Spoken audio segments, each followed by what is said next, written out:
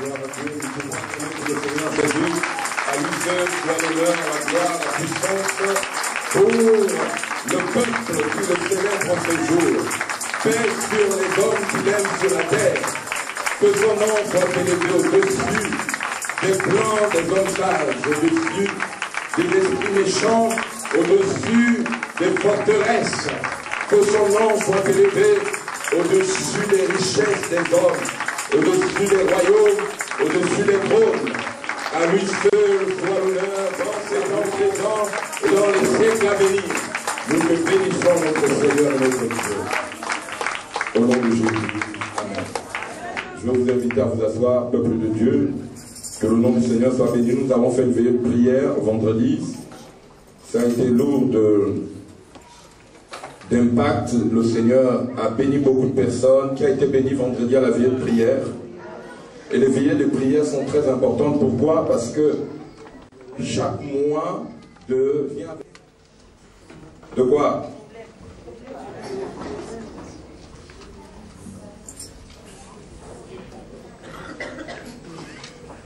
Son corollaire de, pas forcément problème, mais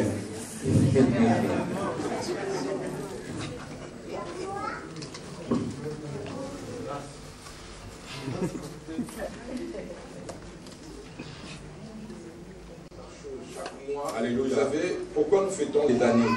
On aurait pu dire, bon écoutez, vous savez, l'année prochaine, l'année dernière on a fêté bonne année, ça ne sert à rien que on parle encore d'un nouvel an. Vous savez, il y a des gens qui se disent, oh mais ça ne sert à rien qu'on parle d'une situation puisqu'on a déjà vécu. Mais en vérité, chaque mois vient avec son corollaire de circonstances. Voilà, c'est ce que je cherchais.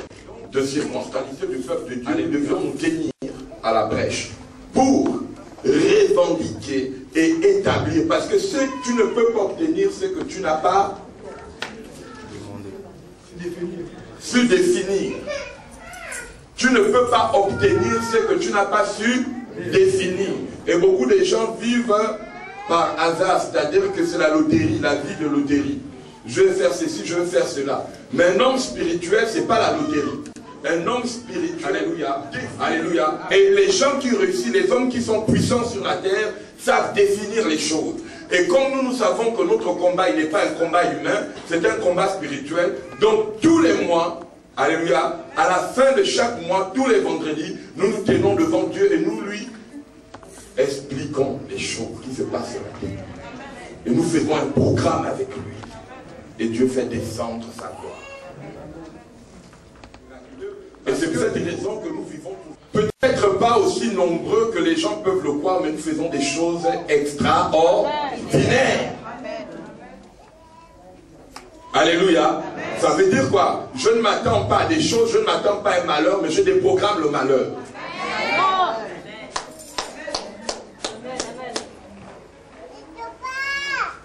Je ne m'attends pas à une maladie, mais je chasse la maladie. Parce que je me tiens à la brèche et je lève ma voix pour parler aux forces invisibles. Et c'est comme ça que certaines personnes, après, quand tu vas voir le frère bien réussi, tu vas te dire, ah mais comment il fait? Tu vas commencer à le jalouser. Mais tu ne sais pas que lui, il se tient à la brèche. Pour tout ce qu'il obtient, la Bible dit prier. Prier veut dire quoi? C'est pas lancer des paroles. Établir des choses. C'est ce que tu établis que tu obtiendras. Un homme peut-il moissonner ce qu'il n'a pas semé? Soit, si tu le fais, c'est que tu as volé. Et dans la terre, il y a beaucoup de jaloux, des gens qui viennent vouloir profiter des choses qu'ils n'ont jamais pu bâtir. Et ils viennent avec des esprits de jalousie. Tu n'as pas su comment cette œuvre a grandi. Ce que tu voudras, c'est demain vouloir participer sans avoir eu payé le prix. Mais bien aimés, nous payons le prix pour ce que nous sommes. Nous nous privons devant Dieu sans manger, sans boire. Tu veux seulement le prophète. Quand le prophète va te dire, ma soeur, pour la situation que tu as, il faut que tu te sacrifies. Tu vas dire, ah mais pourquoi il me demande ça? Toi tu veux les choses cadeaux, tu ne payes pas le prix. Mais moi moi je paye le prix pour venir. Elles sont pas acclamées au Seigneur. Gloire à Dieu. C'est vrai que le malade, quand il va à l'hôpital, il va se faire soigner chez le médecin. Pas pour devenir médecin, c'est bien vrai.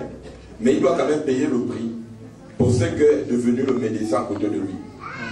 Tu as la consultation que tu dois payer. Parce que tu es en face d'un médecin. Est-ce que Dieu a un peuple ce matin? Amen. Gloire à Dieu.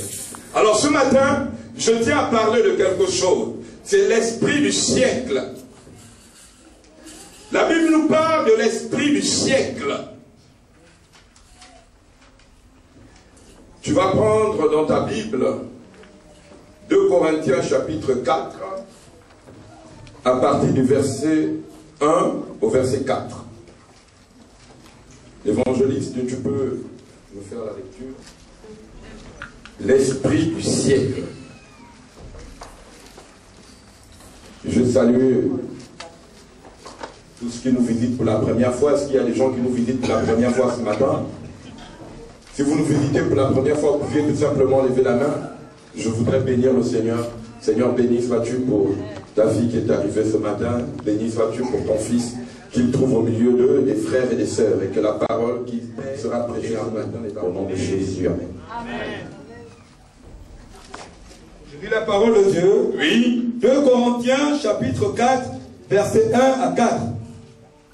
C'est pourquoi, ayant ce ministère, selon la miséricorde qui nous a été faite, nous ne perdons pas courage. Nous rejetons les choses honteuses qui se font en secret. Nous n'avons point une conduite astucieuse et nous n'altérons point la parole de Dieu. Mais en publiant la vérité, nous nous recommandons à toute confiance devant Dieu. Il est voilé pour ceux qui périssent, pour les incrédules dont le Dieu de ce siècle a aveuglé l'intelligence, afin qu'ils ne visent pas prier à la splendeur de l'évangile de la gloire de Christ, qui est l'image de Dieu. Amen.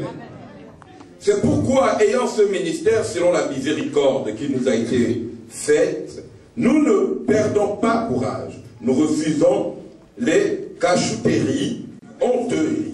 Nous n'altérons pas la parole de Dieu. Mais en manifestant la vérité, nous nous recommandons à toute conscience humaine devant Dieu. Si notre évangile est encore voilé, il est voilé pour ceux qui périssent, pour les incrédules dont le Dieu de ces siècles a aveuglé les pensées, afin qu'ils ne voient pas resplendir la gloire de l'évangile du Christ, qui est l'image du Dieu. Nous ne nous prêchons pas nous-mêmes, c'est le Christ, et nous nous disons vos serviteurs à cause de Jésus. Car Dieu, qui a dit la lumière brillera au sein des ténèbres, a brillé Dieu sur la face de Christ. Ce qu'on appelle des courants, des événements qui viennent voiler. Ici, voiler, le verbe voiler veut dire quoi? Cacher, amener à l'ignorance les hommes qui sont censés mettre en application